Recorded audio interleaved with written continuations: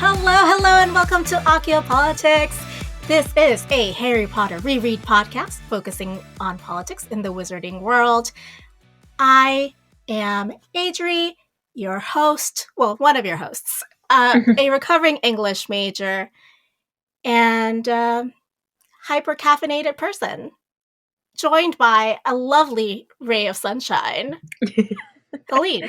yes, I'm Helene. I am the other host, producer, and I think my issue was that I was over-caffeinated yesterday, so I'm not over-caffeinated yet today, but I will be because I am a tired human being, and we are recording this in the morning. Oh, listeners, Helene hopped on this call and she was like, I'm ready. And I was like, oh, hello, sunshine. Living on West Coast time does kind of mess you up sometimes, I gotta tell you. Speaking of sunshine, though, I went and got my hair did, because of course, we gotta do what we gotta do. And my stylist was like, oh my gosh, every time that I see your name coming up on my schedule, I get really excited because you're so delightful and such a ray of sunshine. And I was like, oh my God, this is the first and only time anyone's ever going to refer to me as this person. Aww. So, gotta love when you have a good relationship with she's probably angling for a tip? me to come by more. And also a bigger tip. Yeah. In which case, success, 110%. I will tip her more. I will come by more often. I need this in my life. Yes, external validation makes the world go round. Just like that waitress at our favorite Greek restaurant in El Paso who said that I looked like Rachel McAdams. And I was like, God bless you. I don't. But also, here's all the money. That is a beautiful compliment. I know. It's just all of this to say, be kind to people, lie to their faces if you must. It makes their day. Yes. Even if they know it's a lie, Yeah, but I mean, you care enough to lie to help them feel better about themselves, so I think that it's the thought that counts. It's the thought that counts, no matter what. Anyhow, what are we doing today, Helene? Today we're going to be discussing the one and only Order of the Phoenix movie adaptation. Yeah. I know that movie adaptation it was. Yeah. There are some, strong opinions about this movie, whether or not it's a good adaptation, whether or not it's just a good movie by itself in general. We're going to have those conversations today, so stick around and see if we agree with what you think about this movie. And we might not, and that's okay. But guess what? Not only do we get to talk about this during this episode at length, but our patrons are going to get an extended version of this conversation with exclusive access to segments that we will have about the movie that the regular public will not have. Yes, even more deep diving into the movie. It'll be a good time. Stick by, become a patron, wait and see. You won't regret it. Also, thanks to our newest patron, Rex. We God bless. Appreciate your patronage and can't wait to have you in our super secret Facebook group that we love so much. I've shared a couple memes in there the past couple of days. So, as always, your meme game is on point. It is a fun pastime, I gotta say. Well, if you, like Rex, want to join us in our super secret Facebook club and also Patreon, right? You can go to patreon.com/Akiopolitics and become a patron for as little as $2 a month. And, there's other tiers and stuff. You know the spiel. We've talked about this at length, ad nauseum, but it bears repeating because we are self-promoting hacks. Not the worst thing in the world. No, you know what? It is what it is. No, but let's get into the movie discussion here. So, Okay, so when I think about a movie, like the first thing that gets me excited about like an upcoming release is the casting, for sure. Well, also, who the director is, if I know who the director is. But 9 times out of 10, it's the casting. Yeah, because usually, like really good accomplished actors won't sign on to a project unless the script is good and the story is good and they read it first. So usually, you know that the movie is going to be good if people who are really good accomplished actors join the cast. Unless they are like Nicolas Cage and they are, paying off a lot of debt. Yeah, because most really accomplished actors don't really need the extra money. They do it, for the love of the craft. Yes, and for the awards, which they won't get for shitty movies. So exactly. So, what were some of your favorite like casting choices, acting performances in this Order of the Phoenix adaptation, Adri? Okay, honestly, I'm going to kind of set aside the trio for now because that's like a constant cast that have been with us forever. Exactly. So Imelda Staunton was a fantastic Umbridge. Like just everything. I agree. So hateable. Like she made Umbridge just as hateable as the Umbridge in the books, with her little like mannerisms, and like her cough was like on point, and like her like little sweet simpering self. Oh, brilliant. I agree. Definitely, I gotta hard agree with that. Also, another distinguished actor is Helena Bonham Carter as Bellatrix. She's like a chef's kiss. I often forget that this is the first time we see Bellatrix. Yeah. In the series. As I was watching it, I was like, oh, here's Helena Bonham Carter. And I was like, wait a second, this is the first time we see her. Yeah, it is. And she knocks it out of the park. She's amazing. Honestly, like when I was watching this movie, I could not imagine any other two actors playing those characters at all. Like I kept on trying. Be like, okay, well, like what if the woman who played like Mrs. Trunchbull in Matilda played Umbridge? Because like that's the only other person I could think of that could possibly do it. And I was like, no, I think I still would like, she'd still be too mean. Like Imelda Staunton does the maybe like Aunt Lydia from Handmaids. She'd be good too, but I also can't imagine her being like super sweet, like fake sweet either. Like there's this like really great balance of like saccharine and mean. Yeah, like she's so like. So there was an Easter egg I caught in the movie. I caught a couple of them. I wrote them all down. I made a ton of notes when I watched this movie. And the one that like stuck out for Umbridge. Thank you. The one that stuck out the most for me for Umbridge was they have this shot, and it's a close up shot. So like it was very intentional that they put this in the movie, where you see her Umbridge adding like 3 heaping scoops of sugar to her small cup of tea. And I'm sitting there like, oh my God, that would be like, I love sugar in my tea, but like that is a lot of sugar in my tea. Like that is way too much sugar. And then I was thinking like, oh my gosh, like they are prolonging this shot and putting this in the movie to like emphasize that Umbridge is like sickeningly sweet. And it gives you a stomach ache and it's not good for your body. Exactly. Yes. Like, oh, she's adding sugar because she's trying to come off as like very, very sweet and nice. So the reason you would add so much sugar to something, right, is to mask unpleasantness, right? Like, right, yeah. Because or like mask the lack of something. A lot of fat-free foods, quote unquote, have sugar to kind of like to compensate for the fact that that fat portion isn't there, because otherwise we wouldn't eat it.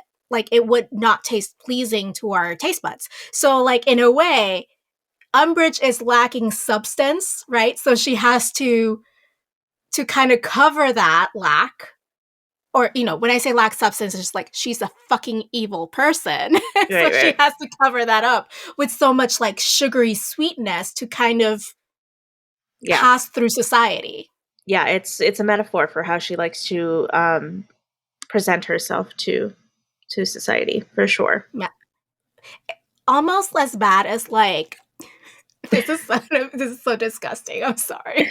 It's almost as bad as like spraying perfume after a fart. Like it's not gonna work.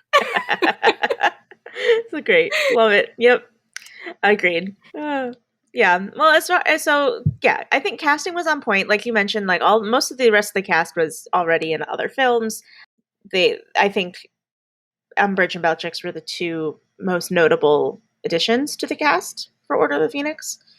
You know what? I also felt like Daniel Radcliffe's acting kind of matured by this point. Oh my god. Yeah, I know that I mentioned this later on, but yeah, Daniel Radcliffe, like his acting performance in this movie, like this movie is what I would point to if someone asked, is Daniel Radcliffe a good actor? Because this boy was, I think, 18 years old when he filmed this movie. I looked it up. And I was blown away. He was by far the best actor in this entire film. Like, and that I'm talking better than like Gary Oldman and Alan Rickman. Like, I know they had smaller parts. So let's be real. Like,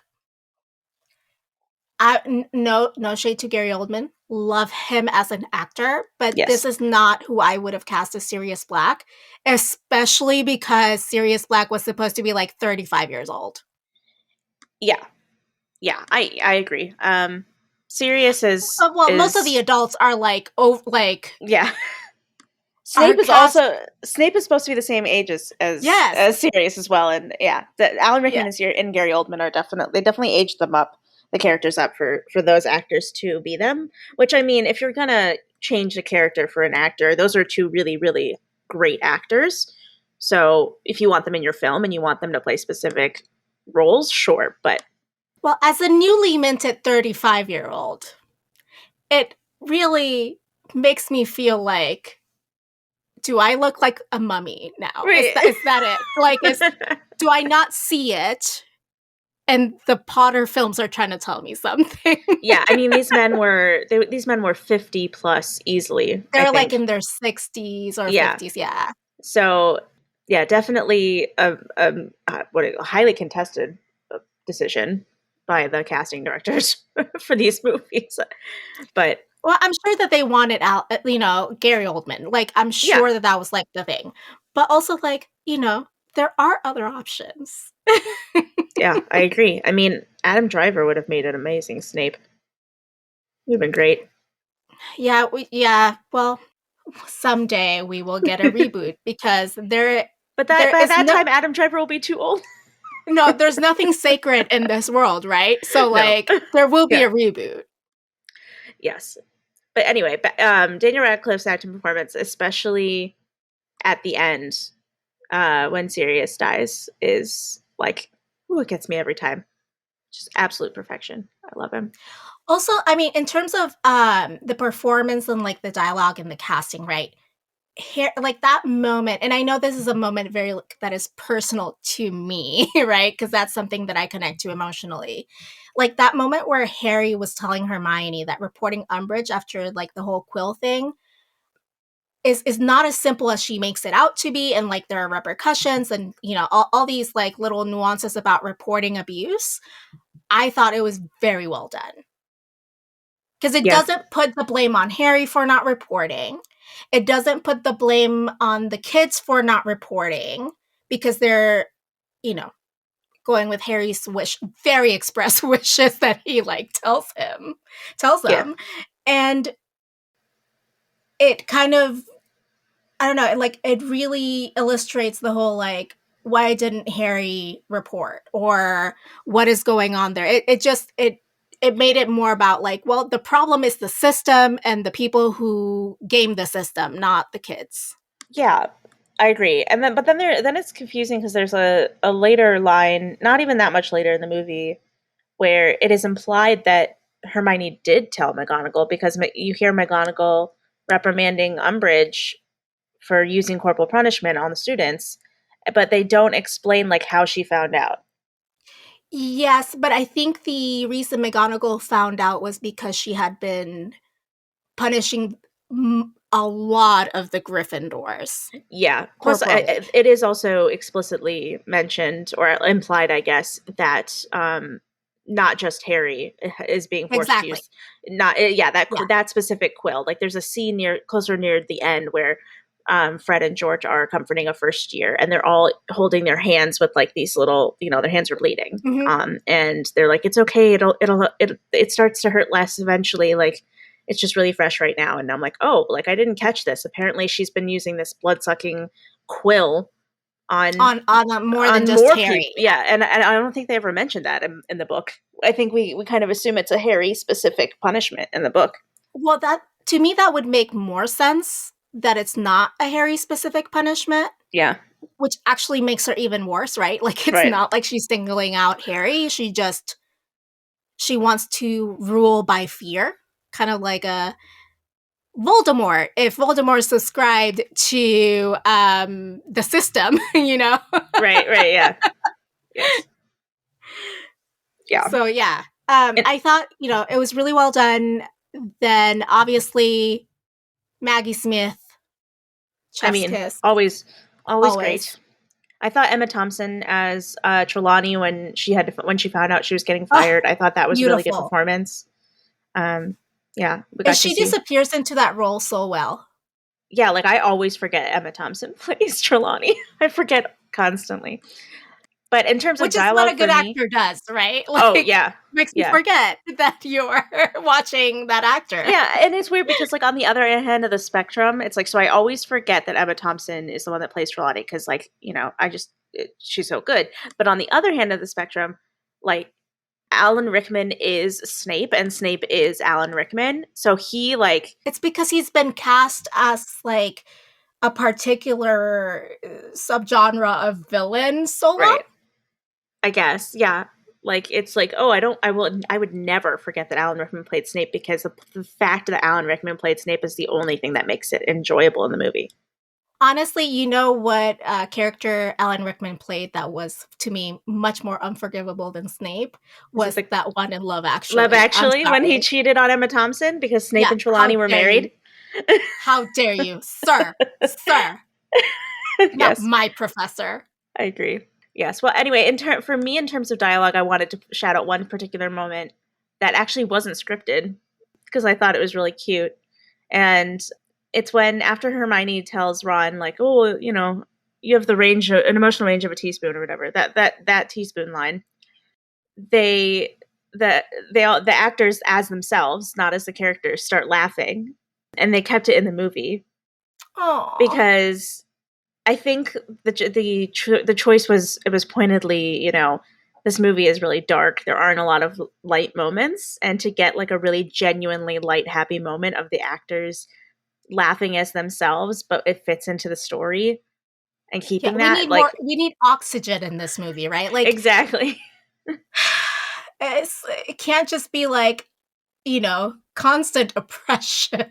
Yeah, I thought that was just a really nice choice for the director to keep that in, and it was just really cute and a genuine like happy moment in a very sad movie. Agreed. On to we've talked about casting and acting and performance and dialogue, and now we're going to move on to the higher end of film, the cinematography, this is like special effects, the Oscars, Yes, we have like exactly the highbrow parts of film, but also like we just have categories just like the Oscars. right? But unlike the Oscars, we're not like sexist, racist, human pieces of garbage. Yes, we're not the Academy. We're our own Academy. We are the Academy that matters. Yes, exactly. But I mean, if we wanted to, like, if you had to give like an Oscar to one actor for acting in this film, like, who would the Oscar go to?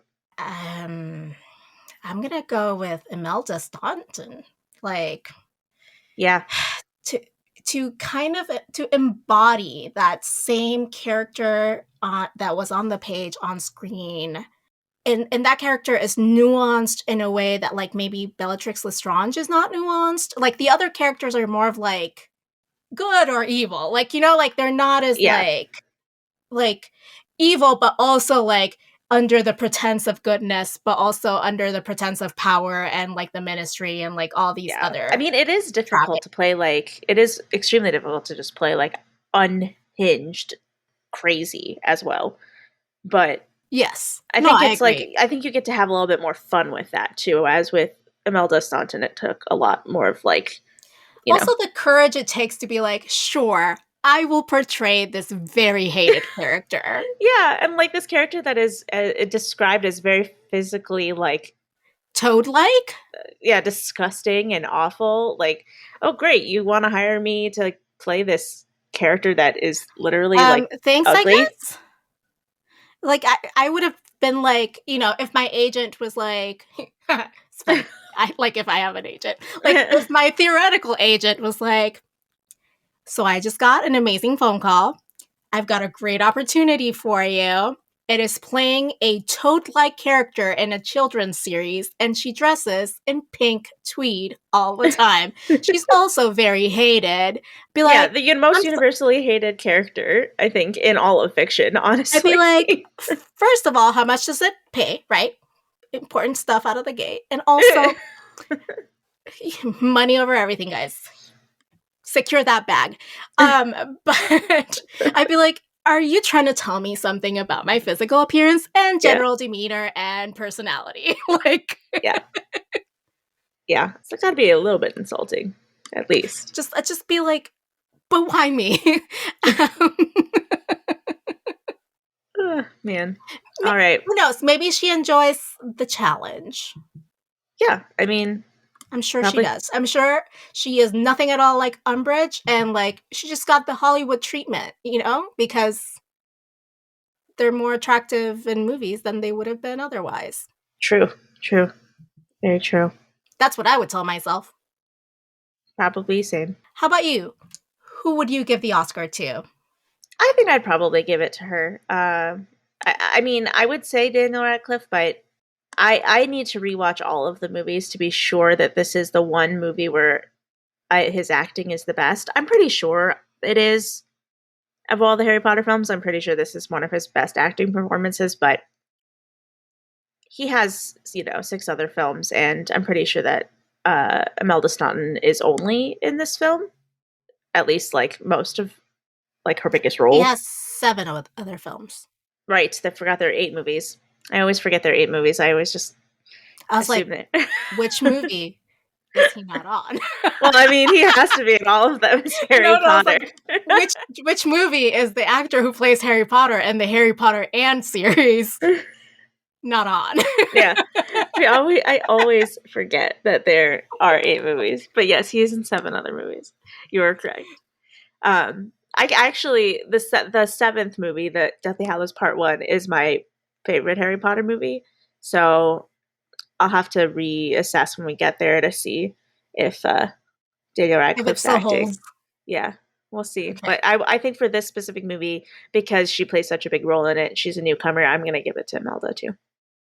Oh. All right, so let's move on to the next category in our campaign, in our Oscars celebration.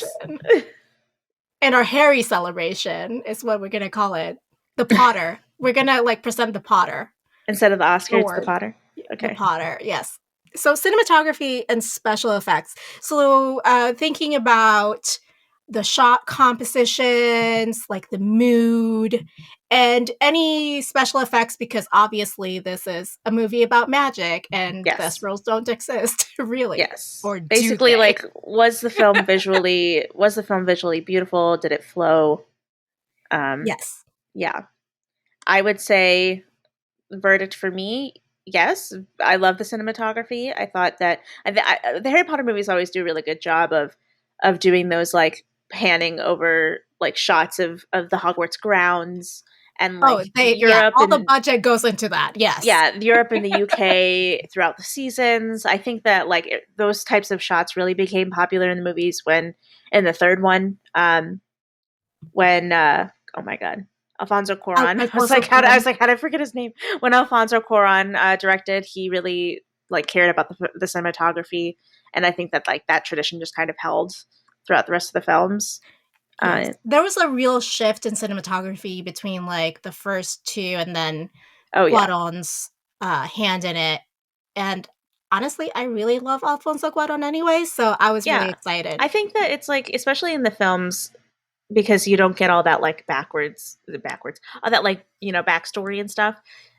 It's really important to do those shots because it helps with the world building, because it helps you like feel like you know like more about Hogwarts.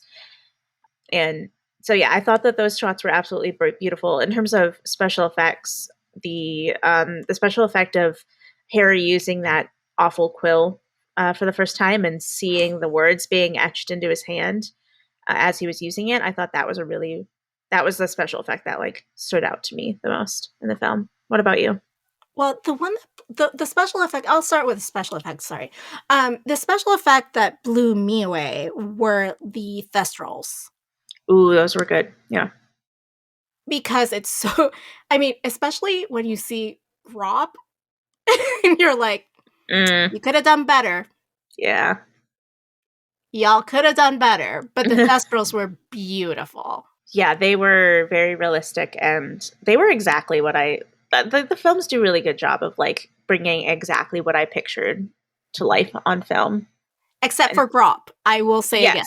Yeah, I mean, Grop is kind of just difficult to like imagine in my head too.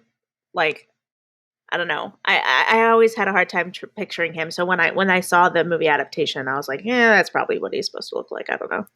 Also was not in love with like the flying broom scene at the beginning when Harry's being taken to the Order headquarters.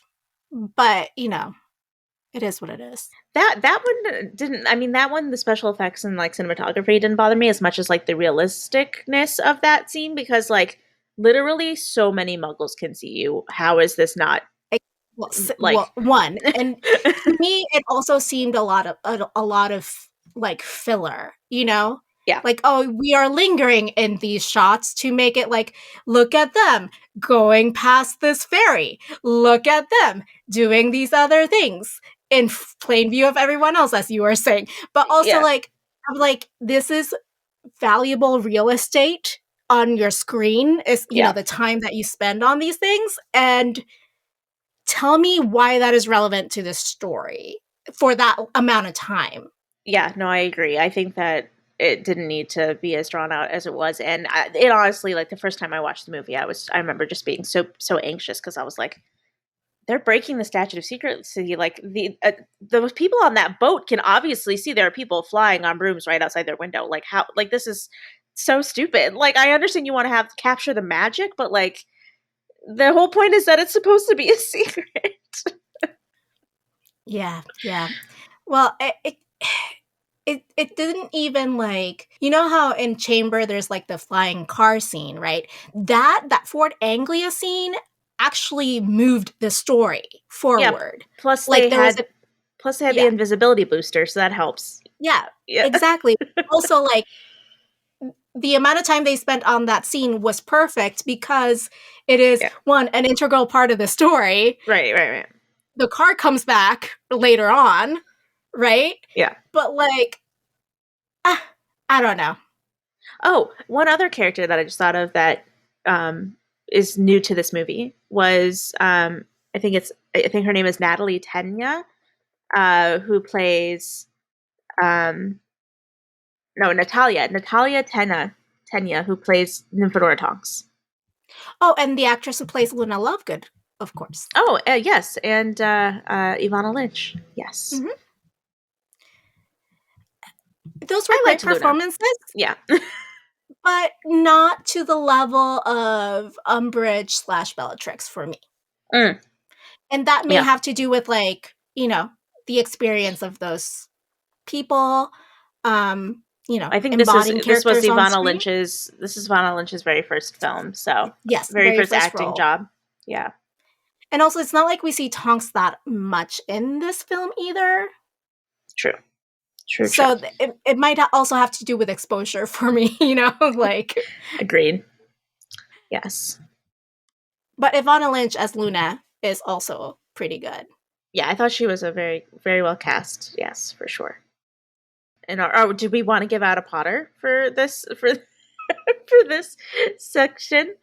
A Potter for like our favorite cinematography or special effect moment? Sure. Yeah. We'll give a Potter. Honestly, my Potter goes to the Thestral, obviously. That's it. That's a good one. The Thestral's a good one.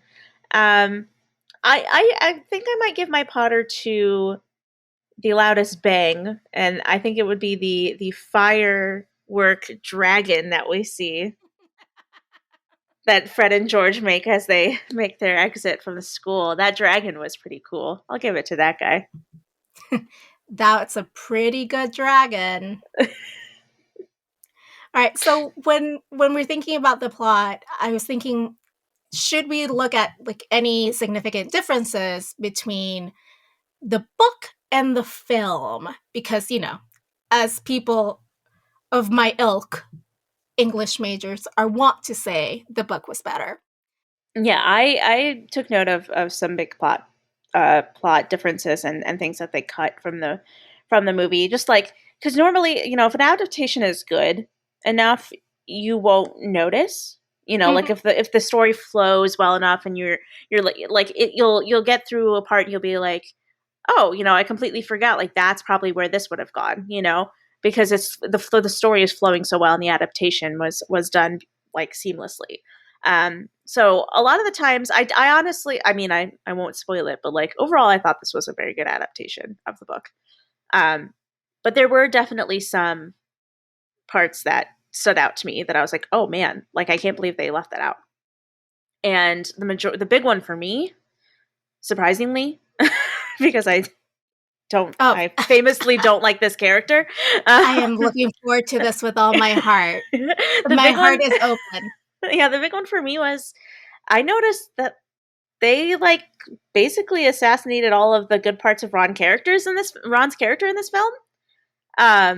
Like Ron doesn't have a lot of, you know, positive moments for me in the series. But I do think they did Ron, the character, a disservice in this movie because they cut out things that were like uniquely his and made his character extremely two-dimensional in the movie. And by that I mean they cut out the entire prefect storyline, which is a very, very Ron-centric storyline. I remember I was watching we got to the scene where they're on the train, which was like literally half a second of just like showing Harry waking up from a dream in the compartment sitting next to Ron and Hermione, with their pets in the compartment, and then it goes to Hogwarts. Like it's literally like a flash by. You hardly see it. The train scene is so quick. You don't even see them in the same compartment as like Luna and Ginny and Neville, because that's what actually happens in this book.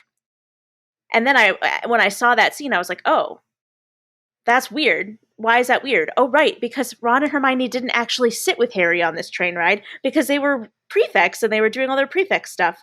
And that's why it's weird, because they shouldn't be there. And then I was like, wait, they completely cut the entire prefect storyline at the Ecrimal Place where they got their badges and they learned that Ron is a prefect in the first place and he gets rewarded, and Hermione, is surprised that Harry didn't get it, and like all this stuff that happens in the book. And I was like, wow, that was really crappy of them to do to Ron's character, because, they completely cut that entire thing out. And then I remembered Ron actually starts playing Quidditch in this book, but they act like Ron doesn't start playing Quidditch until the next movie. They completely skip over Ron's Quidditch journey. The Weasleys are king plotline. Angelina as the captain. Literally everything. And because then we got to the Grop part, and I was like, oh, Ron's not supposed to be here. What's going on? Like Ron isn't there when they first meet Grop, because he's playing Quidditch, and Harry got banned. But they completely cut all of that out too. So yeah, that was the big thing for me, where I realized that they just cut all of Ron's stuff, anything that makes Ron a unique character. And then on top of that, I also noticed, obviously, that they cut out St. Mungo's and all of Rita Skeeter. Rita Skeeter's supposed to be in this movie. She's supposed to, be blackmailed by Hermione. She's supposed to write that big expose in the Quibbler for Harry to get his story out. All of that. All of it's cut. Rita Skeeter is not in this film. The expose is not on this film. Yeah. that really, like, so I know that a 35-year-old, according to Harry Potter, looks like Gary Oldman, but that really cleared my skin and brought me to looking more like Tonks than Gary Oldman. Right. Yeah. I mean, everybody's probably just like, I can't believe Helene cared so much about Ron. I mean, it's crazy. I usually don't, but and I think I find because people always say that the movies ruined Ron's character, and I was like, yeah, whatever. Like, I don't really care. But this was the first time where I was like, oh, you know what? I think they're right. They may have a point. They do. They have a point. The movies definitely ruined Ron's character. Sorry, guys. Sorry, Ron fans. Helene, you've been ignoring us forever. I agree. It really did assassinate Ron's character and redeeming qualities. And that is also compounded by, like, the next film, which also doesn't put him in a great light. Yeah, well, I can't wait to look into that deeper, see what happens. So, I feel like there's a real hate campaign against Ronald Weasley on behalf of Warner Brothers. And I gotta wonder, like, and I don't want to make assumptions or anything, but I gotta wonder maybe they like wrote the script based on what the crew estimates to be Rupert Grint's like acting abilities. Like maybe they just didn't think that he could portray those things on screen as well as they wanted him to. Overall, I think Rupert Grint is a terrific actor. I've seen him in things other than Harry Potter, but like, yeah, I feel like there's decisions were made, right? And they decided to focus on the doom and gloom of like entire Order of the Phoenix and like cut out other instances of maybe what they saw as a necessary struggle on Harry's part, which is the whole like Quidditch plot line. Yeah. And then they maybe wanted Rupert to be there when they first met Grop or like whatever that was. Yeah. But I just felt like, wait, yeah, I can see maybe how for a movie, for expediency's sake, that doesn't really add a lot to the plot of the movie, to the general thrust of the movie, because the movie's all about Harry, right? But like, do we have to like assassinate these characters? Yeah. I mean, it becomes much more obvious when it's one of the three main characters that gets all of the things that makes him unique and like makes his storyline his own gets taken out of the movie. Like it becomes much more obvious when it's the trio. It's almost as if this is Harry Potter as told by even like Molly Weasley, just like, brush aside Ron, like focus on Harry and his struggle. So one of the things that I noticed was the hearing seemed to take place in the Department of Mysteries for some reason. I think it takes place on the same floor. But the thing is, in the like the Department of Mysteries is one floor above or below the but doesn't Harry realizes he recognizes the doorway from his dream finally as the doorway to the Department of Mysteries because he saw it the day of his hearing. Elevator. Oh, was it the elevator? Okay. I thought it was the elevator. I don't know. Either way, that plot line made sense to me still, I guess. To me, I was just like confused because I was like, wait, no, the room is not in the Department of Mysteries. I can understand maybe why they did that because expediency's sake and like not have to build another set and like all these other things. But I was like, wait. Then McGonagall questioning the punishments Dolores dishes out instead of like the whole like I will help Harry become an Auror if it's the last thing I do, which like I feel like that could have been a nice touch. Yeah, they tried to portray the sassiness between the McGonagall and Umbridge in the small time that they had, but they definitely could have done more. And then Dolores measuring Professor Flitwick. Yeah, that was unnecessary. Like, that was rude. So rude. Also, did not do much to endear me more to the character, obviously, which is the whole point. Yeah, exactly. Like, what does his height have to do with his teaching abilities? Absolutely nothing. Also, departure from canon, no Dobby.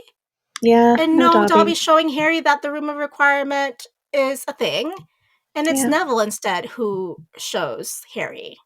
This is true. So Neville becomes the de facto Dobby. He didn't. He was in that. He was the de facto Dobby in the fourth book too, or in the fourth movie too. Yeah. Very sad. Also, I wish we'd seen Neville's parents at St. Mungo's, and also St. Mungo's. Yeah, St. Mungo's would have been great.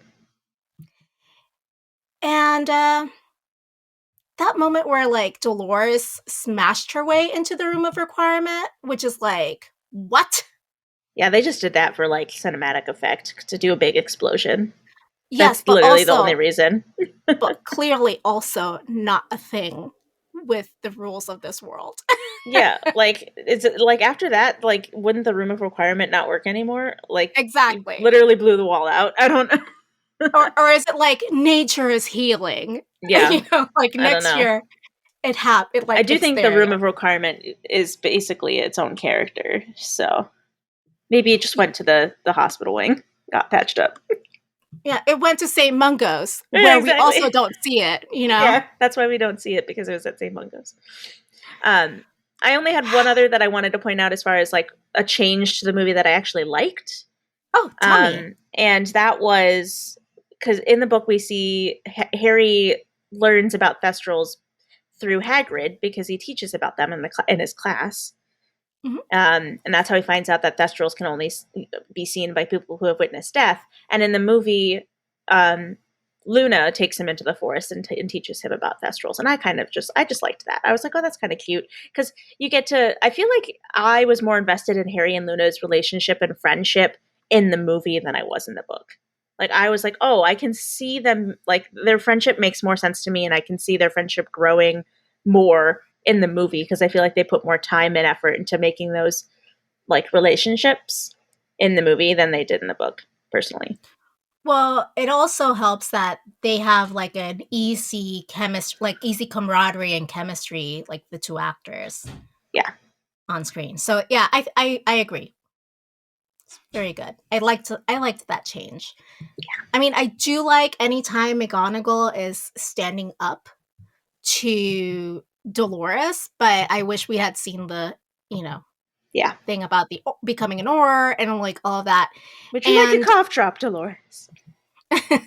And also, like, McGonagall wasn't there when Dumbledore disappeared, or did his entire exit. Yeah. His little phoenix clap. That quick conversation with Harry and McGee. Mm-hmm. He just disappeared and like only just winked at Harry, and that was it. And I wish we could have had that little moment at least. I mean, McGonagall didn't have to be there, but at least that quick conversation while everyone else was like indisposed. Yeah, that would have been nice.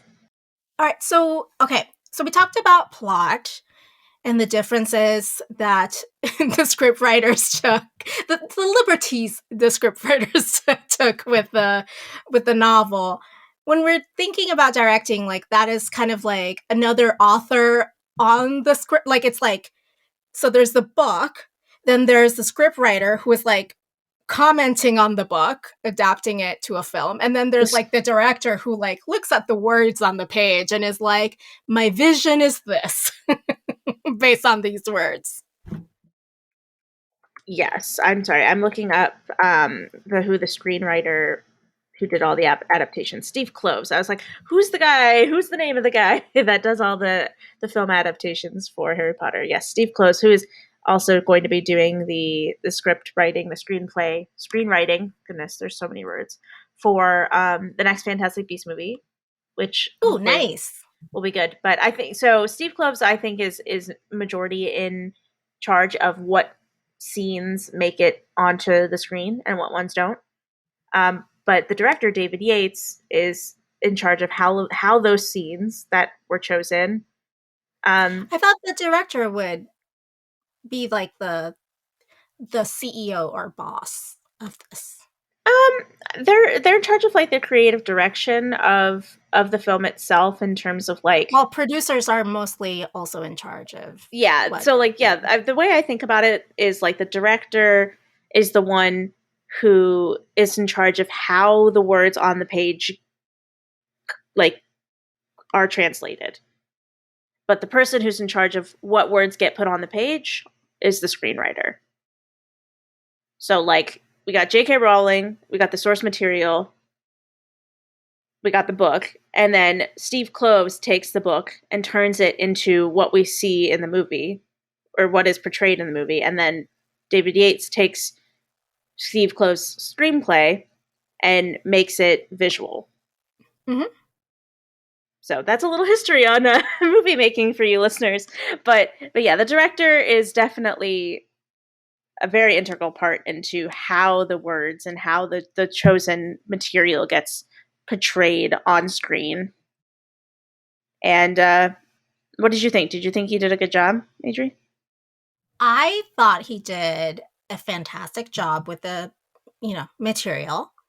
I really enjoyed visually, right? Like when we're thinking about artistic vision and like how he interprets the words, there was like a common thread of like medieval art throughout the hearing, the Gryffindor common room, and like in other places, there's like a lot of like medieval art references to kind of like put that mood of punishment and like stricture and like, I don't know. It just felt very like, look at how regressed the ministry is into their past, that they're not looking into the future, or they're not looking around to what's happening to them. They're more worried about rules and regulations than they are about cause and effect and what is really happening to the wizarding world. So yeah, so I really, really enjoyed that kind of, because I know we see a lot of art and scenery in other films, but this is, for me at least, the first time where I've noticed like that is very medieval. Not just only in how the court was structured, but also like in the art behind Fudge and everyone in the court. And like I wrote down in my notes that Fudge looked like the wizard pope. Yeah, in the hearing scene. Yeah, in the hearing scene with his robes and his hat. I was like, oh my gosh, is this like Wizard Pope? Kind of like presiding as both like the head of state and also like as the religious head of an organization. And obviously medieval art is very preoccupied with religion. Often, at least the medieval art that has survived, is very preoccupied with mythology and religion. So, and also death and crusades and, all the fun stuff. I feel like it's super light and airy. So perfect ambiance for this film, I thought. Yeah. Before I get into my thoughts, specifically, I want to make a correction. I was looking up, turns out, and I thought I knew this, and I was right. But Steve Kloves actually wrote the screenplay for every single Harry Potter movie except Order of the Phoenix. Oh, interesting. Yes. So do we think that that he was like contracted only for 4, then didn't get his contract renewed, and then they begged him back? I feel like I think like I vaguely remember reading or like hearing about this at one point, and I think it was because I think he didn't like the book and he didn't want to adapt it or something. Well, it is a 900-page book. Okay, I will say it is. Yeah, because I'm pretty sure Steve Kloves is like is like a fan. He's a Harry Potter fan. He's a fan of the series, and that's why he did all the movies. But I think I think the Order of the Phoenix was like his least favorite book or something. I can't remember, but he like chose not to do it. So the screenwriter for Order of the Phoenix is the one movie where it's different than the rest, and it was written by Michael Goldenberg, who did the screenplay for flops such as Green Lantern and the Green Lantern movie with Ryan Reynolds was such a bad movie. He doesn't have as good of a resume as Steve Kloves. So that might be a reason why people might not like this film adaptation as much as some of the others. I thought it was pretty good, personally, but it's just hard to adapt a 900-page book into a tidy... How long is this movie? It's like 2 hours and 20 minutes, I think is... I had the IMDb up here, so let me just confirm. It is 2 hours and 18 minutes. I was close. Google tells me it's 2 hours and 22 minutes. That might be with credits. Who knows? Oh, anyhow, no matter what, 900 pages condensed to a few hours is a lot. Yes. So anyway, that's a screenwriter. But as far as the director, I think David Yates really did hit home with the theme of grief in this book. You could tell that there were themes, like you mentioned, with like the medieval themes and things like that. He definitely stuck onto that theme of grief and made it very poignant throughout the book. And also, I think notable in medieval themes is torture, right? Exactly. So, yeah. Yes. Definitely. There's definitely not torture in Order, right? No, not at all. Nope. But I think that he did a great job of translating Harry's grief onto film. Because I feel like it's a really difficult thing to do, because a lot like that grief obviously comes off as angst a lot of the times, and I think that he did a great job of portraying it not just as like some frivolous teenage angst, but like angst that is really deeply rooted in like trauma and fear and grief. So I thought he did a really great job of doing that. I also got a really big like vibe at the end of that he was going for like this whole theme of like good always defeats evil, because good is, wholesome and evil is shallow vibe, like that overall theme of like that whole like, oh, we have something worth fighting for, like it's like a very big good over evil theme that I'm not surprised he really hammered home.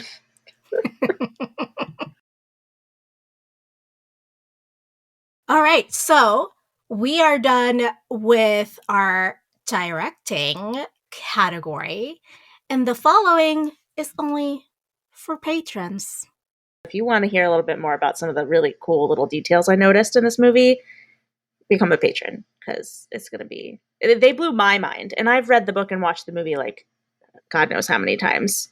So now, listeners, it's time for the final verdict. So, having just read the book, one chapter at a time, is this film adapted by not the screenwriter who adapted the other books a good film adaptation? For me, honestly, I did think that my answer was going to be no before I rewatched the film this time, because I remember not liking this movie, and I think the reason I don't like the movie as a whole in general is because I also don't really like the book. Like, the book is not a pleasure to read, and therefore the movie is not a pleasure to watch. But I know that you did not enjoy feeling miserable. Exactly. Yeah. So I did think my answer was going to be no, because I don't remember liking the movie. But when I'm looking at it objectively, in terms of, what we're looking at for this podcast, I have to say, overall, yes, I think it was a good adaptation. Obviously, there are so many things that were left out and couldn't be included because they had a small time frame that they were able to work with. But in general, like overall, I think it was beautifully handled. I think the adaptation was as good as it possibly could have been for something like this, except for, if we could have gotten rid of some of the cinematography shots and given Ron a little bit more time for his character stuff. But it's still not my favorite movie, and I think that's just because it's not my favorite book. What about you? Well, I am going to say no with an asterisk.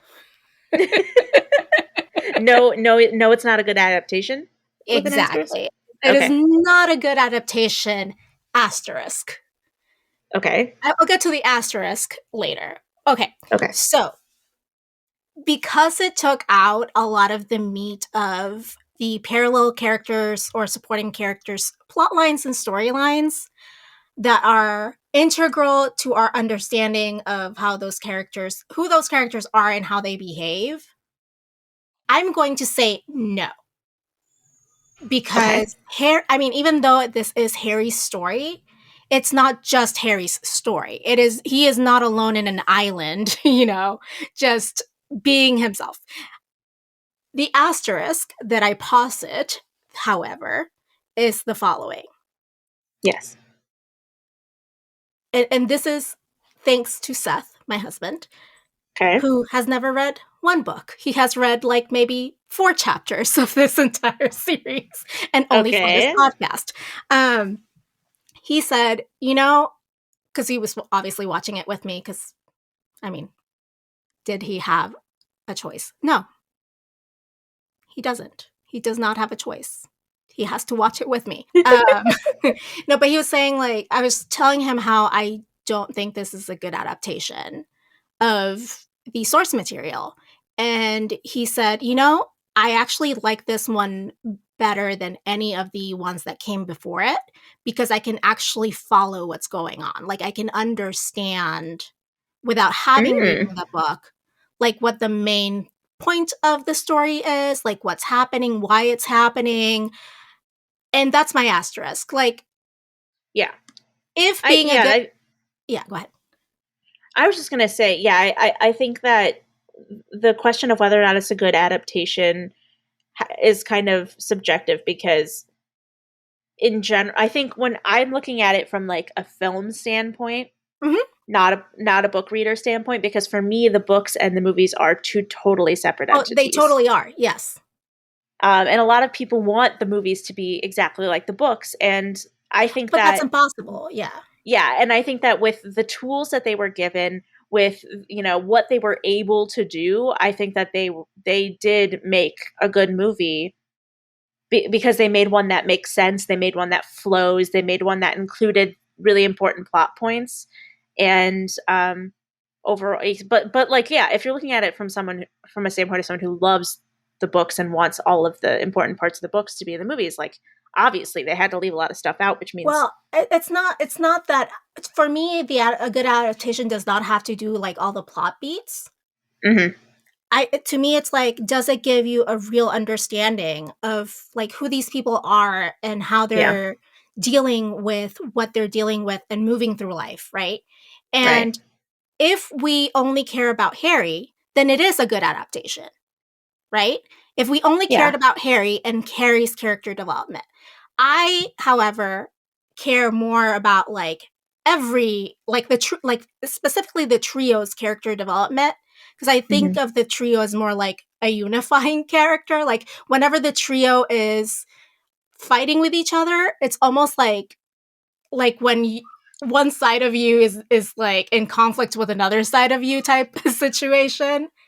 And so for me, it is not a good adaptation in terms of getting us an understanding of the characters, what they're going through, what their arc is, what their growth is, or whatnot.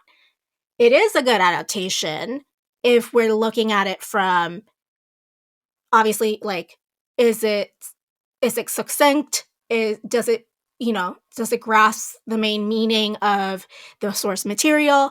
Does it provide us all the information we need to understand it without having read the source material? Then yes. Yeah. So that is my no asterisk explanation. Yeah, I like that. Yeah, definitely. All right. All right.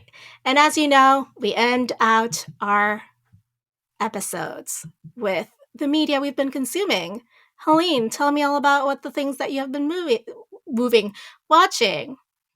Well, obviously, I had to watch this movie for this podcast, so this is media that I was consuming. I know, crazy. Wait, you didn't get all those Easter eggs from memory? I know, right? But no, other than that, like, I started watching Modern Family, so I'll have more of a verdict on that when I get a little bit more into depth. But Wait, this is my first time watching. Are It you? is. Were you a Modern Family virgin? Yeah, I'd never seen it, so I decided to watch. Are so you I think on season 1? What season are we talking about? I think I'm like end of season 1, early season 2, possibly. So yeah, I mean, I like it. It's a nice, like, light thing to have on. Mitch and Cam. Yeah. I probably will have more strong opinions like when I get later into it. So I'll get into that. You will. Later on. But the one thing that did stand out to me that I did consume this week was the series finale of Handmaid's Tale premiered this week. And if any of you to watch that, you probably are having some thoughts because dang, that series finale was tense. It was and that's intense. Quite a feat, because every fucking episode is tense. Yeah, so like the last season, I mean, spoiler alert, I guess, for Handmaid's Tale. I'll try not to, get too spoilery, but like the big spoiler for the last season is that June eventually does make it out of Gilead. She makes it to Canada. And so the last season is really like navigating her PTSD and her trauma and like finding ways to get closure for all the shit that she went through when she was in Gilead. And the last episode is just a culmination of that and her way of getting closure and her personal justice coming to a head. And damn, it's insane. It's like in the best way. And like I always, I know that people are probably listening to this saying like, you're problematic for watching Handmaid's Tale because Elizabeth Moss, because like this is a whole thing where like people don't want to watch. She's a Scientologist, yeah. Yeah, people like are shitting on the entire series of Handmaid's Tale now because Elizabeth Moss is a Scientologist, which awful. I wish she wasn't a Scientologist. Like it's an awful choice for her. I wish that she would like make better life choices. But I'm just like I guess unusually good at being able to separate the art from the artist, and I think her acting performances are undeniably great. Even though she is an awful, like, I mean, I don't know if I can say she's an awful human being, but she takes part. She supports an awful institution, quote unquote religion that actually harasses, stalks, and intimidates ex-members who speak out against them. Yes. Yeah. Oh, and they also do a lot of child labor and sexual abuse and all other terrible things. Yeah. So Elizabeth Moss' personal beliefs, not great. But The Handmaid's Tale as a story is still really poignant. It's still really important I think it's an important story. And the last episode was crazy, but like in a good way. So yeah, what about you? Well, I have been watching an Australian cop drama, even though it's not like a cop because it's a medical examiner. So they call pathologist over in Australia, and it's called Harrow, HARROW. The seasons are on Hulu. I mean, if you like procedurals and you're feeling like the whole SVU left in your heart needs to be filled, this would be a good thing to look at. Speaking of criminals, I also watched the ABC News documentary, The Housewife and the Hustler. Okay. What is that about? Which is about a Real Housewife cast member who is married to a lawyer who has allegedly embezzled money from his victim funds, like the people he represented, their funds. He is the lawyer who was depicted in the Aaron Brockovich movie. Oh, okay. And, he's quite famous for getting victims settlements. So, it's an interesting and explosive piece of journalism where crime intersects with my other favorite franchise. The Real Housewives. Oh my goodness. Great. Love it. Love that for you. I'm living my best life, Helene. It's fine. Well, this is it. This is it. We're at the end. We did it. We did it. That's it for the final episode of Harry Potter and the Order of the Phoenix. Next you hear from us, we will be talking about Half-Blood Prince. Yes. And I'm wriggling my eyebrows like they know I'm doing it. Yes. And heads up for listeners, we are going to be taking a short break between Order of the Phoenix and Half-Blood Prince. I mean, we do need to plan. We do need to collude. Yes. I mean, we're basically starting like a whole new season of the show with this new book, and we want to make sure that it is as amazing as possible for you guys. And we're going to be discussing any potential changes and improvements to the show. So just look forward to that. We'll be back in your feeds in a couple of weeks. And can't wait to discuss Half-Blood Prince. Well, I for one, can't wait to, hear from our listeners if there's any suggestions they have for what they want to hear, new segments, next old segments, quien sabe, I want to know. And I can't wait to plan with you, Helene, what this show is going to look like next season. Me too. Very excited. But for now, if you've enjoyed this conversation, please take a second to give us a 5-star rating on Apple Podcasts or wherever you're listening right now. And it will help us, find new listeners, help new listeners find us. And it makes us happy because, we love hearing from you guys. So get on it. We love external validation. But until then, politics managed.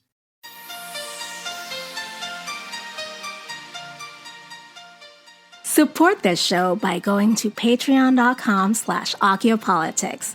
Our patrons keep this show going. You can find us online at akiopolitics.com, and we are at Akiopolitics on Twitter, Facebook, and Instagram. You can email us your thoughts at info@akiopolitics.com. Leave us a voicemail at 915-996-1699. And you might just hear yourself on the podcast. Adriana Wilson is the founder and creative director of the podcast. Helene Karp is the producer and social media manager. Allison Pullman is the audio wizard and editor who makes us sound so good. Cover art and physical rewards are designed by Adriana Wilson. The views expressed by the hosts and guests are expressly their own and not representative of their employers or associates. Akiopolitics is part of the MuggleNet family of podcasts.